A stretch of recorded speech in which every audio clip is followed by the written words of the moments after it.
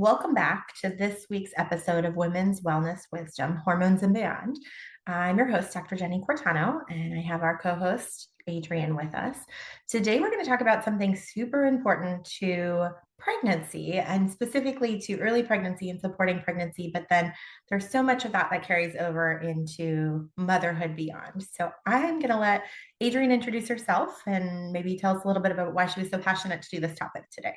Yeah, as Dr. Jenny mentioned, I'm Adrienne Roth. I'm one of our functional medicine providers here. And this is something that's near and dear to my heart right now as I'm getting towards the end of pregnancy, but it was something that I really felt like made a big difference in my entire pregnancy and things that I carry forward through to motherhood. So I thought this would be a fun topic that we could kind of discuss. Um, Yeah. and Jenny and I were also talking about it's so crazy when you look at pregnancy, right? Because that first trimester, not many people know you're pregnant. It's mostly just you and your husband, and your body's going through all these changes. And we're looking at these rapid changes in hormones and the rapid growth in baby. And so we're really just wanting to give you some 4 practical hacks to help you set those foundations for the rest of your pregnancy and beyond. Love that. Yeah, absolutely. And so as you dove into this a little bit, but let's talk a little bit more about what happens in that first trimester, because there's so many changes that happen in your body. And I remember thinking, oh my gosh, I'm dying, right? Like workouts that last week were no big deal. Like today, I feel like I'm biking through mud, right? And so appreciating that one of the things that happens is your blood supply doubles. And so Right. you're having to work really hard to get the same amount of oxygenation. But what else? What other things kind of were hit home for you or important ones that you felt like Yes. resonated as you got through that? Well, so even when you talk about blood volume, we also talk about nutrient demand, right? Because Yeah. our blood volumes increased. And we're also looking at our digestion slows as well. So when we feel that more nausea and constipation, it's because our body's adapting to that slowed digestion as well. We're also looking at big increases in our HCG, progesterone, and estrogen. So that's where we again see those digestive changes, metabolic changes, and even energy changes. And I think, that's a big hallmark of the first trimester, those kind of, you feel those GI stuff. So Yeah, constipation, a lot of people talk about nausea, but the constipation with the nausea, I feel like is a big one. And then the yeah, fatigue as well. for sure. And I think too that just the emotional components, right? Yeah. So like being hormonal and being pregnant, and I think for me, it got more intense as I got farther into my pregnancy, but even just that roller coaster. And I think that's where, as we start talking about these 4 hacks too, you can kind of proactively hedge off some of these things. So let's jump into it. Yeah. So the first big one, and we talk about this in women's hormone health. I believe did almost a podcast on this recently, Yes. but is that Yeah. blood sugar. So we're looking at as our body's changing and all this is going on, blood sugar plays a huge role in our energy, our nausea, and our hormones. So while our appetite's changing and our energy is changing, something that's really important is to look at our blood sugar, and that can help us curb some of our nausea as well as help with that energy throughout the day as well. So what worked for Yeah. your blood sugar pre-pregnancy might not be exactly the same, right, as once you're pregnant. Lost my train of thought Sure. there. Well, and that's the pregnancy brain. Yeah.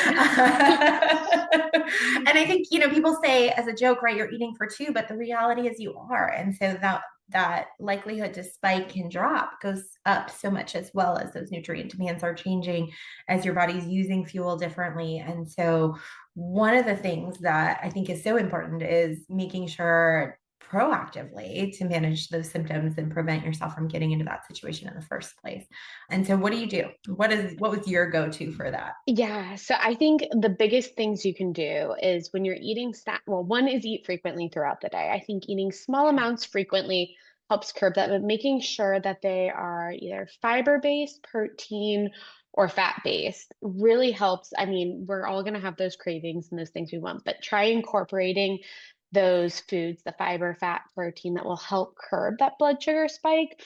Just because, again, as our body is more sensitive to all these changes in hormonal differences, when we see those blood sugar spikes, it's not only leading us to have that energy crash, but we also are feeling more of that nausea and some of that other stuff. it's more of an extreme response. So Yeah. small snacks and making sure that you get that fiber, fat, or protein in it, even if it's not your whole snack, just a couple seeds, a couple nuts, carrots. We all know if you've listened to podcasts before that I like carrots.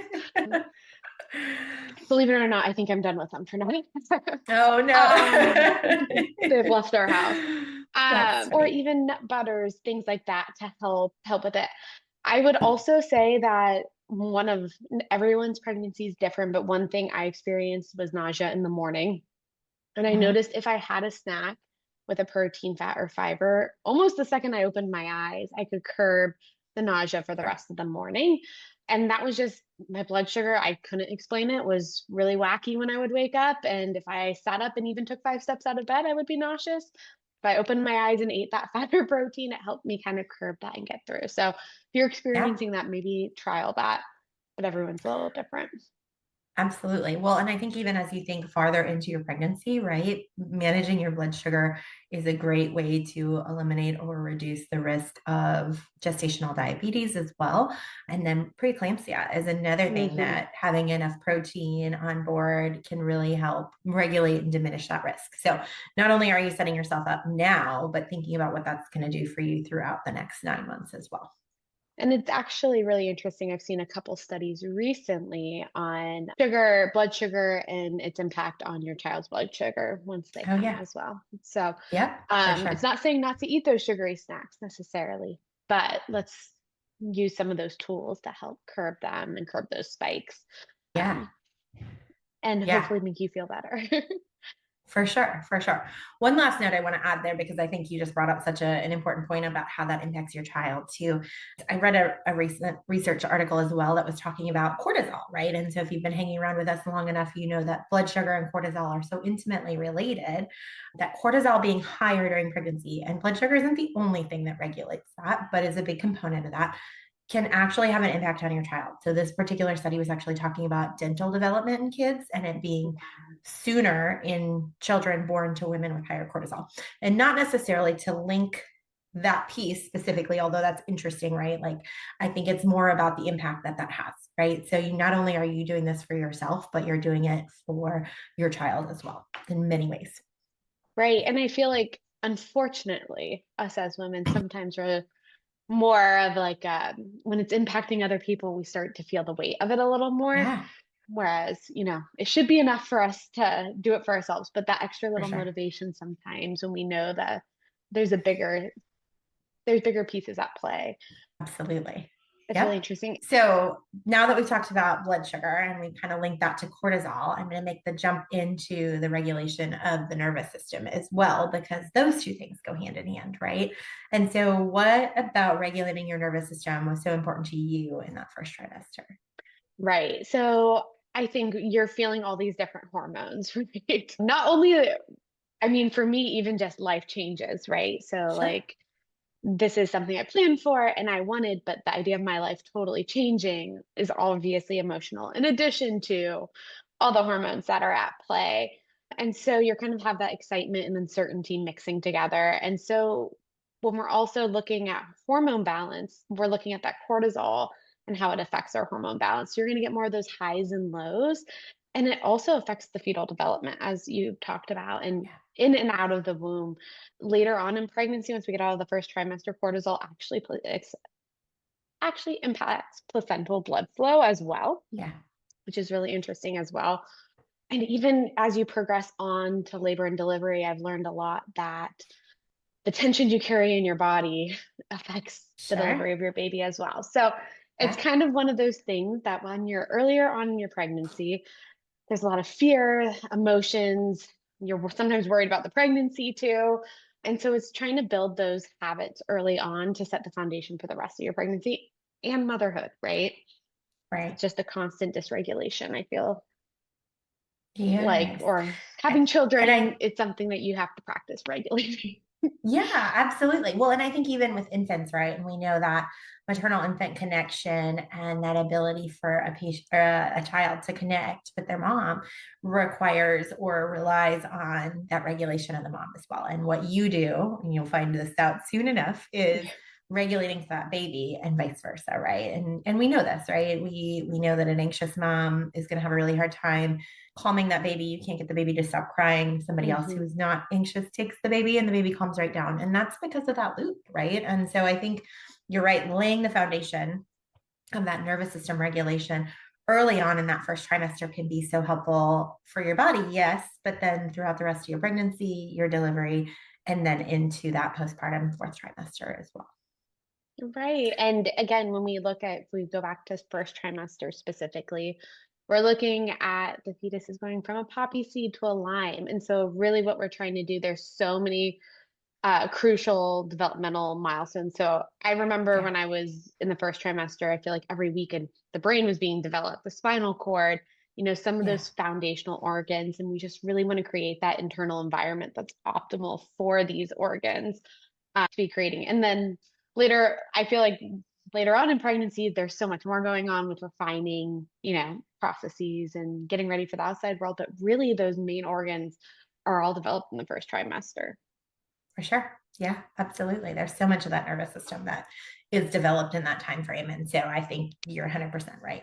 So what was your favorite way, or what is one of your favorite ways to regulate your nervous system? I would say one of my favorite ways was taking 5 minutes in the morning and Mhm. focusing on gratitude. I think sometimes, especially when you're not feeling great, it's really hard to get that gratitude. And it Yeah. was as simple as even just writing down three things that I'm grateful for.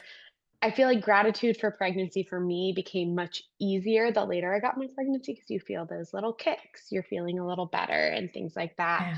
when you're kind of in the thick of it. And again, sometimes you have a support system, sometimes you're choosing to keep it more to yourself and you're more isolated. And so, um, just really focusing on what's going well and supporting my body and taking those 5 minutes to slow down Yeah. and even throughout the day, I'm a big fan of three deep breaths if you're feeling like Hmm. you're out of sorts to help. Yeah. Yeah. And we're going to touch on this one in our next podcast. So if this appeals to you, stay tuned. But I think vagus nerve regulation is such a big Yes. piece of that, right? And we know that our vagus nerve is the center of that parasympathetic regulation that relax, rest, and digest, which can help with the nausea and everything else. And so there are lots of tools out there and lots of ways to stimulate and regulate our vagus nerve. But one of the big ones is breathing and breathing well Yes. and breathing deep, which gets harder as you get farther Yeah. along in your pregnancy, but laying those foundations for a good, solid breath work. And so we're going to talk more about that in our next podcast. So if that resonates with you, stay tuned because we'll talk about some strategies and tools and the importance of that as well. And I definitely think everyone should tune in for that. I think no matter what stage you're in life, that is Everybody needs something I that. teach kids regularly. And Yeah. sometimes when I'm teaching kids that, I'm like, oh, I needed to take deep breaths, not you. Yeah, for sure. For sure. Good. Okay. So that was two. Number three, let's talk about nutrients, right? Everybody's so concerned about what are you taking in, your prenatals, all of those things. So let's talk about those nutrient reserves and what that really means when you're pregnant. Yeah. So I was literally having my this conversation with my husband the other day because it's interesting. I feel like pregnancy, if you had any deficiencies before pregnancy, they really get exasperated Yes. because you're being depleted or you're feeding a new life. You are fundamentally becoming depleted, but you need to make sure you're replenishing because it's not just you. And again, we're looking at brain, organs, and neural tubes developing at this point. And I feel like the first trimester is really when you kind of get some of those aversions and nausea. And so it's hard to get nutrients. And so, really, we're looking at a fundamental time for the baby. We're looking at potential gaps with mom or areas that are becoming depleted. And there's so many places you can go with that, right? So, you and I are both big fans of food forward, food first. Yes. But this Yep. is also a time that I'm a big fan of a high quality prenatal Yeah, because for sure. sometimes, there are gaps there. And so when we talk about that, the nutrients I kind of think of, or my big one that comes to mind is that folate. And Yep. I know you know about this as well too. So Yeah. So we're let's just dive into wanted to, folate for a minute because yes. I feel like that's gotten such a bad rap lately, or people worry so much about is it folate? Is it folic acid? What's going on? Right. And so if you're not familiar, most of our food is fortified if you eat processed foods or grains or pastas, they add folic acid to it with the intention of getting enough of it, because we used to see a spike in neural tube deficits, which can lead to things like spina bifida and other, problematic development for children. And so, in an attempt to make sure our food had what it needed in it, we added this. But many people don't process that well. Or probably you and I are probably both not big fans Yep. of processed grains in general in terms of the diet. And so making sure you have the right form, a digestible form that's going to be right regardless of your genetics, is important. So making sure that you've got, folate in your prenatal, but you want not folic acid, you want methylfolate from plant sources, ideally. Anything you Yeah, want to and add to that? I would Yeah. say that's like the biggest thing to look at in your prenatal. I would say there are tons. I think there's been a big shift Mm-hmm. in prenatals that are now they're more focusing on that methylfolate. Yes. But I would say there's a large portion of them when you go to the grocery store and you read through them, it's still folic acid. So my first thing would be is find a good quality prenatal with folate in it.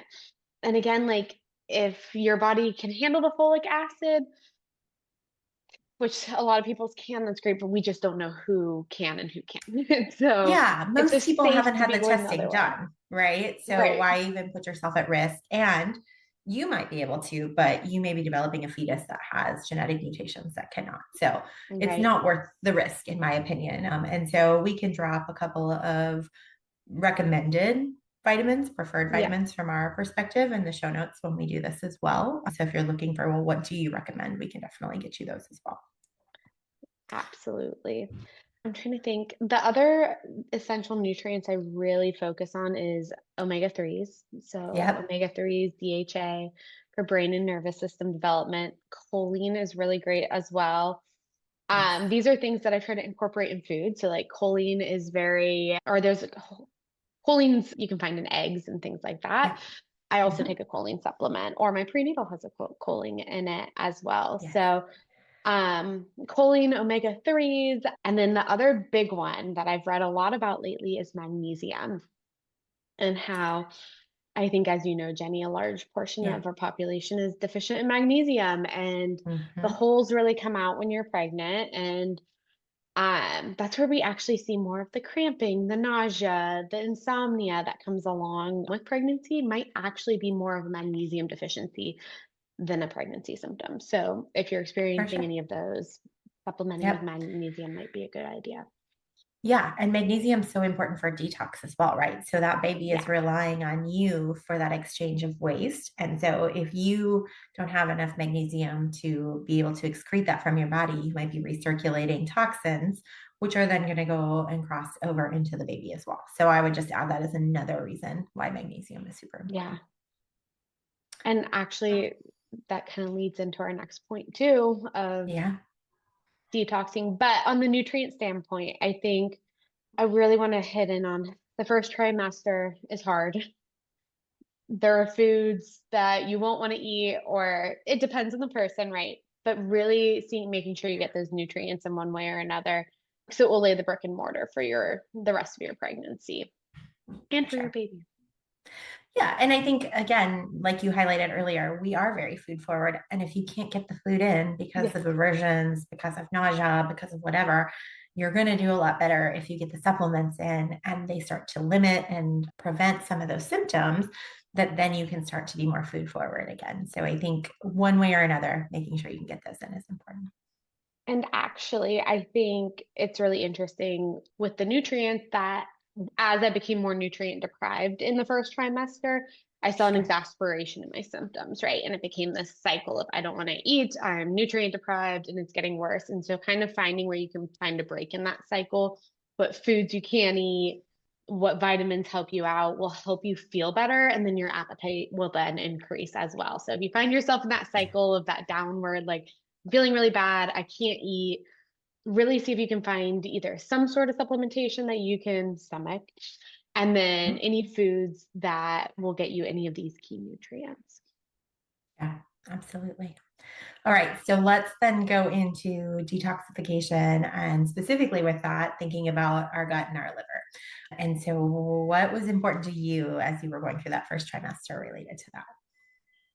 Yeah, well, my after years of working on my gut, the fear of my gut not working the way it's supposed to, or not pooping regularly, or those types of things, my body really doesn't respond well to that. So that was a big priority of mine.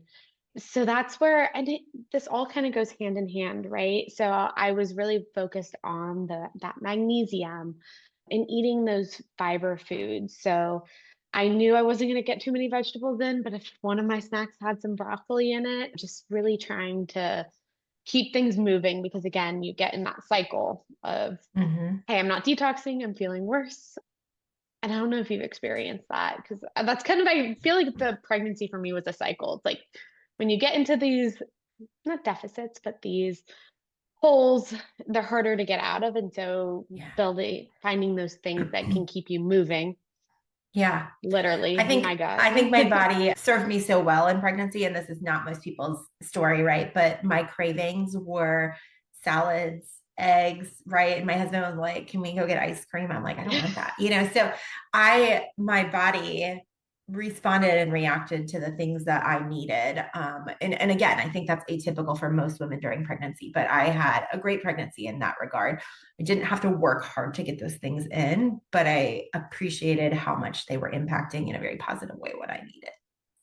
And, I will actually strongly agree with you on that. I think that because I cannot eat gluten and things like that. So there were foods Yeah. that I couldn't go to Chick-fil-A and have that chicken sandwich when I wanted it or things like that, which led to my husband helping us cook and things. And I do truly believe that when you're getting the right foods in, you're not getting those crazy cravings, right? Yeah. Or Yeah. you're not desiring some of those other foods and things are For sure. working properly. And so I would agree with you in that once you start getting those things in, there's less of a desire for those things that aren't serving your body as well, right? Sure. Yeah, absolutely. But I think, and I want to clarify here, right? Because we're talking about gut health and liver health as a form of detox to get those things that we Mhm. don't want out of our body, to excrete that waste. But we don't detox, like Yeah. purposely detox during pregnancy because Yes. there's such a risk of things crossing into the umbilical cord and into the baby, right? And so I think it's super important that we appreciate that we're just talking about the things we naturally do every day, the vegetables, the fiber, the things that are so Hmm. important for that detoxification process that we should be doing anyway, but are extra important while we're pregnant, and particularly in that first trimester when there's so much happening. Right. And we really look at, I think another big one is hydration, right? So Yes. hydration is so crucial in pregnancy. And so making sure you're getting enough water to support that detox because we aren't going to be able to do these extra things to help our body Yeah, detox that you might do before you're pregnant or after. absolutely. And I would say here, this is another place where magnesium is so important. And you kind of touched on that earlier, but magnesium can be a huge factor of getting enough water into our colon to move things along. And at that point, when, movement has slowed, you need whatever help you can get. So making sure Mhm. you've got enough of the right things in your body, the right foods, and also the right nutrient support is important. Yeah, absolutely. Yeah. And also you can add some peppermint tea, not all teas are pregnancy safe, but add some peppermint tea, some lemon tea, some things like that too, that will help move things along Yeah, and hydrate you at the same time. So, absolutely. So I know we touched on this as well already that we're coming up on breath work in our next podcast. So I hope you'll join us for that. I wanted to close by saying, if you're listening to this and you're like, yeah, okay, I've done all that and I still feel terrible. I don't know what to do. I'm not enjoying this, which is creating more stress and all of those things, then it might be time to talk to a practitioner, right? So sometimes it's as simple as getting into some very specific micronutrients for you based on your symptoms that can be extremely helpful. There's some really great testing out there I love. There's a test called Grow Baby that looks at your genetics and how those things might influence your child's development and what we can do from a food and lifestyle forward approach to manage that. So if you're listening to this and thinking, okay, either I'm not doing well and I need some help to feel better, or maybe I'm doing okay, but I still want to optimize and set myself and my child up for the best rest of this pregnancy and life beyond that we can. Those are two tools we've got. Like I said, we'll drop our prenatal recommendations in the show notes.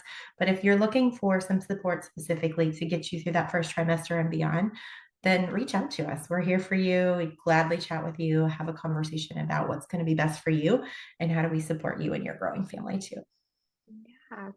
And just remember, you're not alone here. So Yes, we're all doing our best, and you're growing a human. So have grace as well. absolutely. All right. Well, we'll wrap up for today. Until next time, have a great day.